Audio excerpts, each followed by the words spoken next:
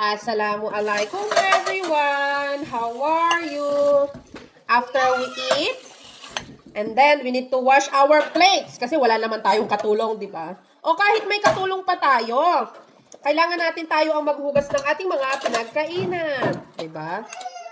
O, syempre, pag masarap kumain, kailangan maghugas din tayo ng plato, ano, di ba? Yung mga kaldero, kawalit kaldero na pinaglutuan, pinagdamit. Kaya wag tayong tatamarin sa mga ginagawa natin kasi pag tayo tinamad, tayo rin naman ang gagawa nito, di ba? Kaya wag tayong tamarin. Di ba? Para pahinga ng tuluyan. Yan na ang aking mga nahugasan. O, di ba? Malinis na rin. At saka pwede na tayong magpahinga. Pagoda na. Ang buhay ng isang nanay ay hindi madali. Hindi madali. O, di ba?